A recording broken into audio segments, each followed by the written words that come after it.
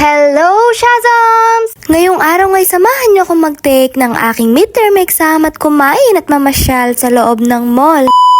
Ngayong araw nga yung midterm exam namin sa isang subject at dahil Sabado ngayong araw na to ay talaga naman yung mga estudyante ay kakaunti lamang. Kinuha ko nga yung pwesto ng kaklase ko dahil sinabi ko sa kanya na dito talaga ako nakaupo pero sa totoo lang ay nangongopya lang ako dito sa katabi ko, charis. Ay talaga namang paka-review mo Kenny, kang bala ka na ako po to.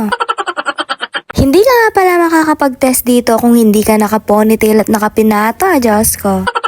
Fast forward nga ay sumakay na kami agad ng jeep para makapunta ng SM Pampanga. Sa kahit anong paghahanap ng restaurant o fast food ay talaga namang mauwi lang talaga kami sa Greenwich. Greenwich, ay bahala na kayo, Diyos ko. At dahil Sabado ngayong araw na to, kaya naman ang daming tao dito sa SM Pampanga. Pero nakakatawa nga yung isang kasama ko dahil hindi niya alam kung iinumin niya ba tong Starbucks na to o tititigan na lang niya talaga buong magdamag. Hindi ko na nga kayo na-update sa mga iba pang nangyari pero nakapag-order na kami sa mga oras na to. Sobrang saya ko nga ngayong araw na to kahit na hindi ako pinakopya ng katabi ko ay salamat naman at may naisagot ako. At dahil nga vloggers ang beshi nyo kaya kailangan kong ipakita tong taglay na lakas ko sa vlog. Pasensya na nga sa boses ko ngayon dahil talagang sinisipon na naman ako. Ay durang sipon na inesene and nagtatagal, chariz.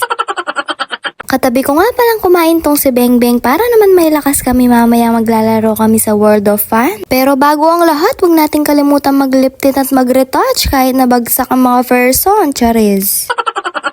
Syempre naman magpapahuli ba yung mga kasama nating adik sa'yo, char.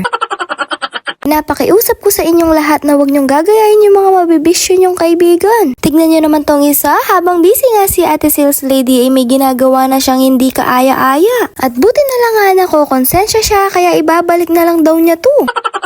Syempre charot-charot lang yung kanina kaya huwag kayong issue dyan dahil may bibilin talaga yung kasama namin sa araw na to. Huwag na kayo magtaka dahil ito yung nagpapasaya sa aming mga babae. Sobrang tagal nga ni Genggeng doon sa counter kaya naisipan na namin siyang taguan. Pero naalala ko nga pala dahil nakasalamin na si Genggeng kaya kahit konting bagay ay makikita na niya.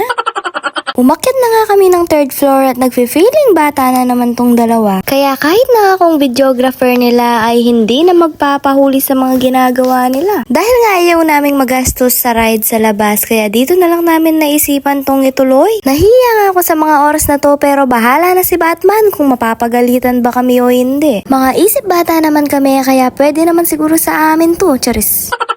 Hindi pa nga kami nakakaisang ikot at ito na nga yung sinasabi ko. Talagang kapag gabi mo Renny, may pahamak ka, char. Naglaro na lang ako dito sa Gedli para makakuha ng stuffed toy kahit na alam ko naman na never ako makakakuha ng ganito.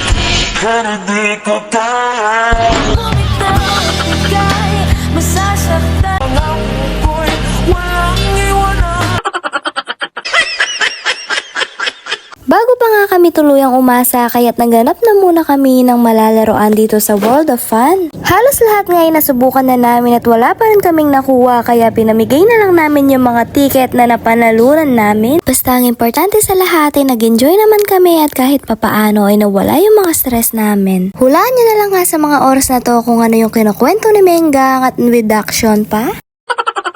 Dito nga pala kami sa The Citrus, nag-order ng mga iinumin namin. At buti na lang nakaramdam na tong si Menggang at siya yung maglilibre sa amin for today's video. Wala na nga kaming alam gawin sa mga oras na to kaya't naisipan na lang namin umuwi. Thank you, Menggang!